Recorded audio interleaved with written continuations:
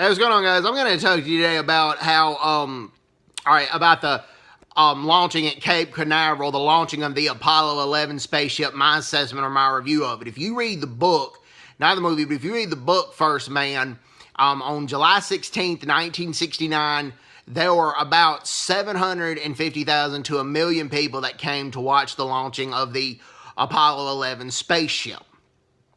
And this was a history in the making. There were several journalists there. There were around over 2,000 journalists, and 812 of them came from foreign countries. There were 111 of them from Japan alone, and 12 of them came from Soviet bloc countries. There were 7 from Czechoslovakia, 3 from Yugoslavia, and 2 from Romania. James R Hansen does a good job detailing this event in the introduction of the book First Man. Even the protesters were in all of the launch. The Southern Christian Leadership Conference, at the time Dr. King had been assassinated, and the leadership was taken over by Ralph Abernathy and Hosea Williams.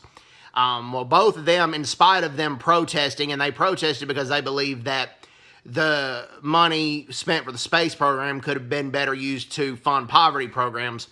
But in spite of that, they stood in extreme admiration of the astronauts, and Hosea Williams went on to say that he believed that America was holy ground after watching the launch of the Apollo 11 spaceship. And that is some interesting information to know. I highly recommend that you guys read the book First Man. It goes into details. Around that time, there were, in Neil Armstrong's hometown, Wapakoneta, Ohio, 6,800 residents, almost all of them were home glued to the TV.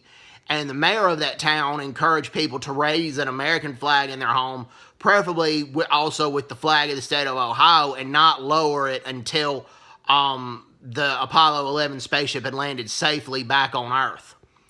And that's some information that the movie leaves out. I recommend that you guys go see the movie, but more importantly, I recommend that you guys read the book by James R Hansen, First Man.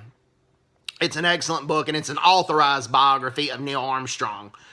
James R Hansen originally tried to do a biography of Neil Armstrong, and Neil declined it. And while James R Hansen was persistent, but not overly persistent, let me explain this. On Neil Armstrong's birthday, he mailed Neil Armstrong copies of his other books. And even if Neil wasn't going to agree to do the biography, he would have had some of James R Hansen's books. And James R Hansen would be happy if Neil Armstrong had some books by him in his office that James R Hansen wrote. Well, Neil Armstrong read some of the books, and then eventually Neil Armstrong agreed to let James R Hansen do the biography. And I believe it was the right decision that Neil Armstrong made the right decision. I firmly believe that Neil Armstrong made the right decision. Anyways, hope everybody's doing well. Take care. God bless them. Bye-bye. Bye-bye.